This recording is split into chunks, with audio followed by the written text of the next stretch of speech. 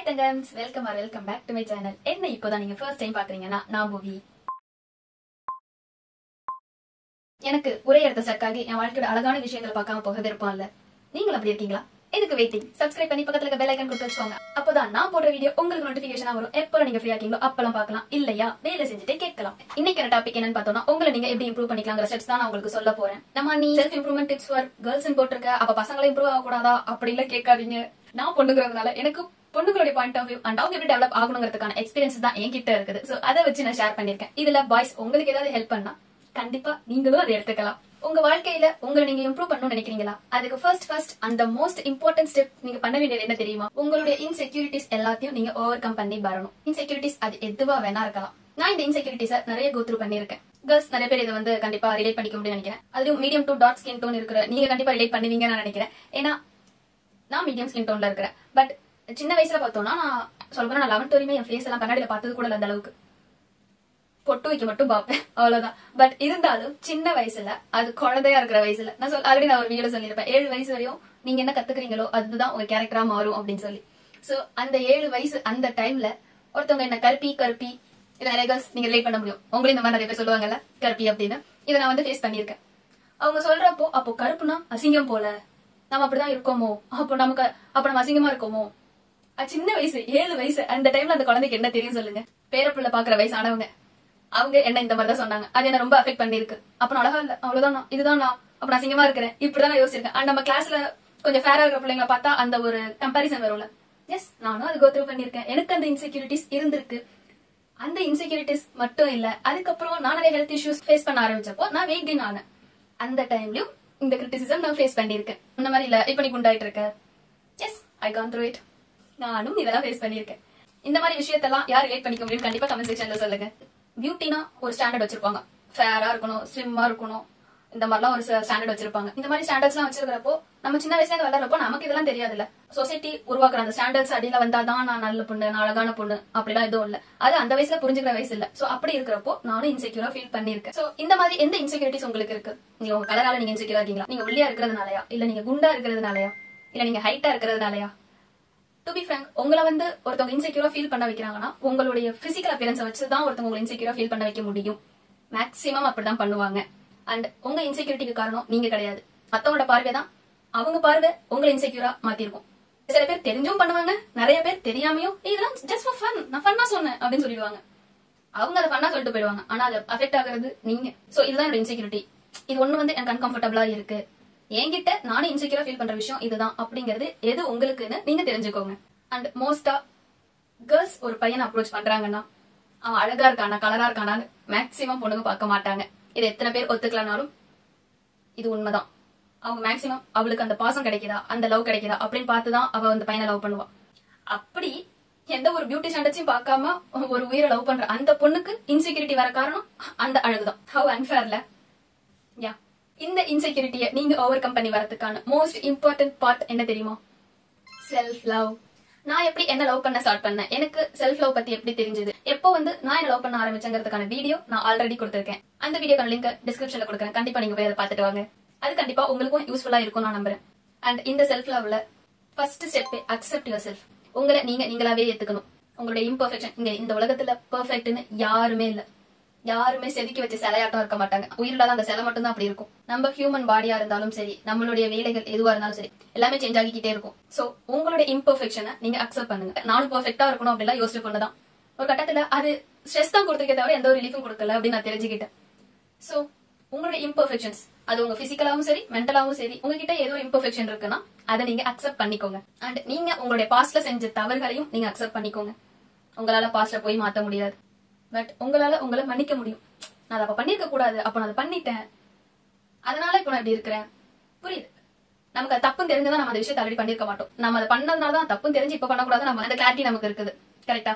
So உங்களை நீங்க மன்னிச்சிடுங்க. அண்ட் உங்களுக்கு வந்து ஒரு எமோஷன் ரொம்ப பீக்ல இருக்கு, நீங்க ரொம்ப சென்சிட்டிவா இருக்கீங்க, எதுக்கு எடுத்தாலும் அழுகிற பர்சனா இருக்கீங்க, இல்ல சட்டுன்னு கோவம் வருது, ஏன்னா அதை கண்ட்ரோல் பண்ண முடியல அப்படின்னு யோசிக்கிறீங்கன்னா பரவாயில்ல, அது எல்லாமே உங்களோட எமோஷன்ஸ் தான். இது எல்லாத்தையுமே அக்செப்ட் பண்ணி அதுல எதை மன்னிக்கணும்னு நினைக்கிறீங்களோ உங்களுடைய மிஸ்டேக்ஸ்க்கு நீங்க உங்களை மன்னிச்சிடுங்க. மத்தவங்க மன்னிக்கனாலும் நீங்க உங்களை மன்னிச்சிடுங்க. சோ செல்ஃப் லவ் உங்க இன்செக்யூரிட்டியை ஓவர் கம் பண்ணி வரதுக்கான ரொம்ப இம்பார்ட்டன்ட் ஸ்டெப். அண்ட் இது ரெண்டுத்தையும் நீங்க பண்ணாலே உங்க லைஃப்ல உங்ககிட்ட நீங்க ஒரு இம்ப்ரூவ்மெண்ட் கண்டிப்பா பாப்பீங்க. அண்ட் அடுத்ததா பார்த்தோம்னா B clear in your vision.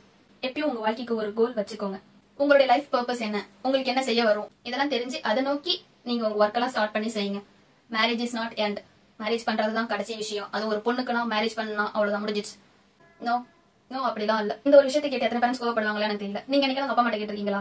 உங்களுக்கு கல்யாணம் பண்ணணும்னு மைண்ட் செட் இருக்கு, பண்ணிக்க ரெடியா இருக்கீங்கன்னா ஓகே ஃபைன், ரொம்ப சந்தோஷம், நீங்க கல்யாணம் பண்ணிக்கோங்க. பட் உங்களுக்கு மைண்ட் செட் இல்ல, பேரண்ட்ஸ் வந்து இந்த ஏஜுக்கு மேல கல்யாணம் பண்ணிடணும், அதுதான் வாழ்க்கை அப்படின்னு சொல்லி சொல்றாங்கன்னா ஓகே, ஏன் எக்ஸப்ட் அந்த ஏஜ் ஆகுது, குழந்தை பிறகுல பிரச்சனை வரும், இதை தவிர வேற என்ன ரீசன் சொல்லிருக்காங்க? இந்த கேள்வியை நீங்க கேட்டிருக்கீங்களா? அப்படி கேட்கலன்னா நீங்க கண்டிப்பா கேளுங்க. ஆல்ரெடி இதை பத்தி ஒரு ஷார்ட்ஸ் நான் போட்டிருக்கேன், பட் அதுல எந்த ஒரு கமெண்ட்டுமே வரல. நீங்க கேட்டீங்களான்னு எனக்கு தெரியல. சோ கண்டிப்பா இந்த விஷயத்தை அவங்க கிட்ட போய் கேளுங்க. சோ கல்யாணம் மட்டுமே வாழ்க்கை இல்ல. Girls, B clear in it. உங்களை ஒருத்தவங்க பினான்சியலா கண்ட்ரோல் பண்ணணும்னு நினைக்கிறாங்கன்னா அது அவங்களோட இன்செக்யூரிட்டி. அதை நீங்க சேஞ்ச் பண்ணணும்னு ட்ரை பண்ணாதீங்க. அவங்களுக்கு வேணா அவங்களே சேஞ்ச் ஆகிட்டு வரட்டும். நீங்க உங்களுக்கு பிடிச்ச வேலையை செஞ்சு நீங்க பினான்சியலா இண்டிபெண்டா இருக்கிறப்போ உங்க பார்ட்னர் உங்களுக்கு கொடுக்க வேண்டிய விஷயம் என்னவா இருக்கும் தெரியுமா? Just love. உங்களுக்கு மேரேஜ்க்கு அப்புறம் ஒர்க் போகலாம் விருப்பம் இல்ல, நான் ஃபேமிலியே பாத்துக்கிறேன், நான் என் ஹஸ்பண்ட் டிபெண்ட் பண்ணி பினான்சியலா நான் இருந்துக்கிறேன் ஓகே, உங்களோட எந்த ஒரு ஐடியாவும் சேஞ்ச் பண்ண எனக்கு விருப்பம் இல்ல. பட் நீங்க வேலைக்கு போகணும்னு நினைக்கிறீங்க, ஆனா அந்த குழந்தை பிறக்கிறது, வீட்டை யார் பாத்துப்பா அப்படின்னு சொல்றதெல்லாம் வச்சு உங்களோட கண்ட்ரோல் பண்றாங்கன்னா நீங்க தான் யோசிக்கணும். இங்க யாரும் நான் ட்ரிகர்லாம் பண்ணி விடல, பட் தெரிஞ்சுக்கோங்க, நீங்க பினான்சியலா இண்டிபெண்டா இருக்கிறப்போ உங்க பார்ட்னர் உங்களுக்கு கொடுக்க வேண்டிய ஒரே விஷயம் என்னவா இருக்கும்? அது அன்பா மட்டும்தானே இருக்கும். சோ உங்க வாழ்க்கைக்கான பர்பஸ் என்னன்னு தெரிஞ்சுக்கோங்க தங்கம்ஸ். அதை நோக்கி நீங்க உங்களுடைய ஸ்டெப் எடுத்து வச்சுக்கிட்டு போங்க, அதை கண்டுபிடிங்க. நம்ம சொசைட்டி வச்சிருக்கிற அந்த ஒரு ஸ்டிக்மாக்குள்ளேயே சுத்திட்டு இருக்காதீங்க. இப்போ நீங்க உங்க வாழ்க்கையில என்ன பண்ணணும்னு தெரிஞ்சுக்கிட்டீங்கன்னா அடுத்தபடியா கண்டிப்பா அது நீங்க பேசுங்க. Just speak out. அதை பத்தி மத்தவங்களுக்கு சொல்லுங்க. நீங்க மேரேஜ் ஆகாதவங்களா இருக்கீங்கன்னா உங்க அப்பா அம்மா கிட்ட சொல்லுங்க. நமக்கு ஜெனரேஷன் கேப் இருக்குதான், ஒத்துக்கிறேன். மேபி உங்களுடைய பாயிண்ட் ஆஃப் வியூ, இயர்னிங்ஸ்ல உங்களுக்கு இருக்கிற விஷன் அவங்களுக்கு புரியாம இருக்கலாம். பட் நீங்க அதுக்கு ஒரு ஸ்டெப் எடுத்து அதுக்கான ப்ராசஸ் நீங்க ஸ்டார்ட் பண்ணீங்கன்னா அவங்க உங்களுக்கு ஆட்டோமேட்டிக்கா சப்போர்ட் பண்ணுவாங்க. ஈவன் நீங்க மேரேஜ் ஆனாலும் உங்க ஹஸ்பண்ட் இப்போ நிறைய பசங்க பொண்ணுங்களை புரிஞ்சுக்கிற அளவுக்கான மெச்சூரிட்டிக்கு வந்துட்டு இருக்காங்க. சோ உங்களுடைய ஹஸ்பண்டும் நீங்க அவங்க கிட்ட சொன்னீங்கன்னா புரிஞ்சுக்கிறவங்க கண்டிப்பா புரிஞ்சுப்பாங்க. நீங்க உங்களுடைய விஷன்ல கிளியரா இருக்கீங்கன்னா உங்களுக்கான சப்போர்ட் எப்படியா இருந்தாலும் வந்து உங்களை அடையும். அது உங்க அப்பா அம்மா மட்டும் தான் கொடுக்கணும், உங்க பார்ட்னர் மட்டும் தான் கொடுக்கணும் இல்ல. உங்களுடைய அண்ணன், தங்கச்சி, அக்கா, தம்பி யார் வேணா உங்களுக்கான சப்போர்ட் கொடுப்பாங்க. பட் நீங்க அதுல ஸ்ட்ராங்கா இருந்து நீங்க அதுக்கான ஸ்டெப் எடுக்கிறப்போ உங்களுக்கான ஹெல்ப் கண்டிப்பா உங்களுக்கு தேடி வரும். இந்த கூச்சப்பட்டுக்கிட்டு இல்ல பயந்துகிட்டு உங்களுக்காக நீங்க பேசாம இருக்காதீங்க. உங்களுக்கு ஒரு விஷயம் செய்யணும்னு தோணுதுன்னா நீங்க தைரியமா அது வெளியே சொன்னாதான் மத்தவங்களுக்கு புரியும், இல்லனா மத்தவங்களுக்கு புரியாது. அப்படி சப்போஸ் நீங்க சொல்றப்போ அதை ஒருத்தவங்க ரிஜெக்ட் பண்றாங்கன்னா பொலைட்டா கேளுங்க, ஏன் நீங்க வேணாம்னு சொல்றீங்கன்னு கேளுங்க.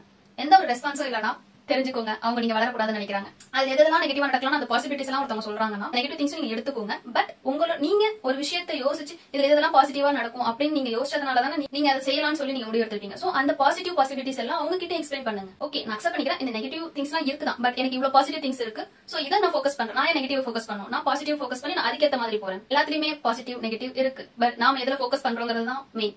சோ நீங்க உங்களோட பாசிட்டிவ் சைட்ஸ் எல்லாம் உங்களுக்கு எக்ஸ்பிளைன் பண்ணுங்க. சோ கேர்ள்ஸ், நீங்க உங்களுக்காக பேசிதான் ஆகணும். நீங்க ஒரு விஷயம், உங்களுக்கு ஒரு விஷயம் கிளியரா இருக்குன்னா அதுக்காக நீங்க தான் உங்களுக்காக பேசணும். கண்டிப்பா உங்களுக்கான சப்போர்ட் வரும்.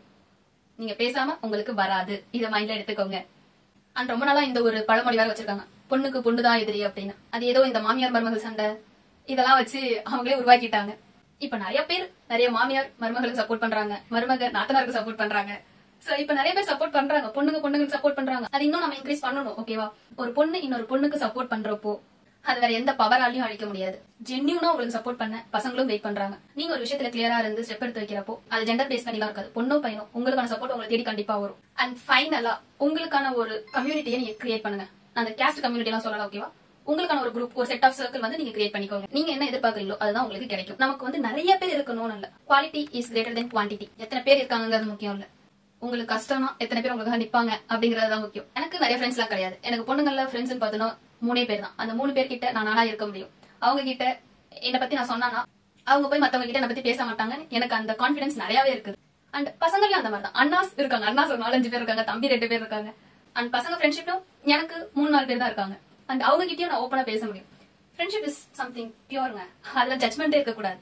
உங்களை வந்து டிகிரேட் பண்ற மாதிரி இருக்கக்கூடாது. நீங்க ஒரு விஷயம் பண்றீங்கன்னா பாத்துக்கலாம், அது பாசிட்டிவா, ஐ மீன் நல்ல எண்ணத்தோட சொல்றவங்களை பத்தி பேசுறேன். ஓகேவா? நீ இதை பண்ணு, கண்டிப்பா உனக்கு உன்னால முடியும், நீ பண்ணுங்கிற அளவுக்கு உங்களை என்கரேஜ் பண்ற மாதிரியான பீப்புளை நீங்க உங்களை சரௌண்ட் பண்ணி வச்சுக்கோங்க. அண்ட் உங்களுக்கு ஒரு பிரச்சனைனா அவங்க உங்களுக்காக வந்து நிப்பாங்கிற அளவுக்கு ஒரு சர்க்கிள் உங்களுக்கு இருக்கணும். கேர்ள்ஸ்க்கு அந்த மாதிரி அமைறது ரொம்ப கஷ்டம் தான். பட் கம்யூனிகேட் பண்ணுங்க, கண்டிப்பா கிடைப்பாங்க. உங்களை மாதிரி மைண்ட் செட் இருக்கிற பீப்புளோட நீங்க கனெக்ட் ஆகுங்க. உங்களை மாதிரி ஒரு growth மைண்ட் செட்ல இருக்கவங்க கூட நீங்க பேசி கனெக்ட் ஆகுங்க. இந்த பொருளி பேசுறவங்க கிட்ட எல்லாம் ப்ளீஸ் கொஞ்சம் டிஸ்டன்ஸ் வச்சுக்கோங்க. தெரியல இவங்க வந்து ரொம்ப டாக்ஸிக்கா இருக்காங்க அப்படின்னு அந்த மாதிரி நபர்கள் கிட்டலாம் முடிஞ்ச அளவுக்கு டிஸ்டன்ஸ் வச்சுக்கிறது உங்க மென்டல் ஹெல்த்துக்கு தான் நல்லது. உங்க சர்க்கிள் உங்களுடைய எஃபர்ட்ஸை என்கரேஜ் பண்ணணும். உங்களுடைய வளர்ச்சிக்கு அவங்க சந்தோஷப்படணும், பொறாமப்படக்கூடாது. அதே மாதிரி நீங்களும் அவங்களுடைய வளர்ச்சிக்கு சந்தோஷப்படணும். நீங்க 2 பேருமே அவங்க வளர்ச்சிக்கு சந்தோஷப்படுறப்போ 2 பேருமே ஒன்னா க்ரோ ஆகலாம். அதுதான் அழகா இருக்கும், அதான் நல்லா இருக்கும். Let's grow together. நம்ம சுத்தி எல்லாரும் இம்ப்ரூவ் ஆகுறப்போ, நம்ம தாட் ப்ராசஸ் எல்லாம் இம்ப்ரூவ் ஆகுறப்போ எவ்வளவு நல்லா இருக்கும். எவ்வளவு விஷயங்கள் நம்ம நல்ல விதமா பார்க்க ஆரம்பிப்போம். அது எவ்வளவு அழகா இருக்கும். எஸ். சோ உங்களுக்கான பீப்புள உங்களுக்கு ஏத்த மாதிரி பாசிட்டிவ் மைண்ட் செட்டோட நீங்க அந்த மாதிரி நபர்களை தேடி கண்டுபிடிங்க. நான் அப்படி தேடி கண்டுபிடிங்கன்னு நினைக்க ஸ்டார்ட் பண்ணப்பதான் நான் என் சேனல் ஸ்டார்ட் பண்ணேன். அண்ட் யா நவ் ஒரு 5 to 10 மேபி ஃபேமிலி ரிலேட்டிவ்ஸ் எப்படி இருக்கலாம் சப்ஸ்கிரைபர்ஸ். அது தவிர மீதி 90 பீப்புள் என்ன மாதிரி சேம் மைண்ட் செட்ல இருக்கீங்க. அதனாலதான் நீங்க இந்த சேனலை சப்ஸ்கிரைப் பண்ணிருக்கீங்க. சோ யா நான் உங்க கூட கனெக்ட் ஆக முடியுது இது மூலமா. இந்த மாதிரி நீங்களும் மத்தவங்க கிட்ட பேசி உங்க மைண்ட் செட்ல யார் இருக்காங்களோ அவங்க கூட நீங்க கனெக்ட் ஆகுங்க. செல்ஃபா மட்டும் இம்ப்ரூவ் ஆகாம நம்ம சர்க்கிளையும் நம்ம இம்ப்ரூவ் பண்ணுவோம். இதெல்லாம் தான் நீங்க உங்களை இம்ப்ரூவ் பண்ணிக்கிறதுக்கான வழிகள். அண்ட் நான் கேர்ள்ஸ் பாயிண்ட் ஆஃப் வியூல மட்டும் நிறைய சொல்லியிருக்கலாம். பட் பசங்களும் இதுல இருந்து உங்களுக்கு எதெல்லாம் பாயிண்ட் நீங்க எடுத்துக்கணும்னு நினைக்கிறீங்களோ நீங்க எடுத்துக்கோங்க. இதுவரை இந்த வீடியோ பாத்துருந்தீங்கன்னா ரொம்ப தேங்க்ஸ். உங்களுக்கு இந்த வீடியோ பிடிச்சிருந்ததுன்னா கண்டிப்பா லைக் பண்ணுங்க. உங்களுக்கு நான் வேற எதுவும் டாபிக் பேசணும்னு நினைச்சீங்கன்னா கண்டிப்பா கமெண்ட் செக்ஷன்ல சொல்லுங்க. உங்க ஃப்ரெண்ட்ஸ் இல்லனா உங்க ஃபேமிலி மெம்பர்ஸ் யாராவது அவங்க இம்ப்ரூவ் பண்ணிக்கணும்னு நினைக்கிறீங்கன்னா அவங்களுக்கு இந்த வீடியோவை ஷேர் பண்ணுங்க. அடுத்த வீடியோல வேற ஒரு டாபிக்ல உங்களை நான் மீட் பண்ற வரை shine like a star. Bye.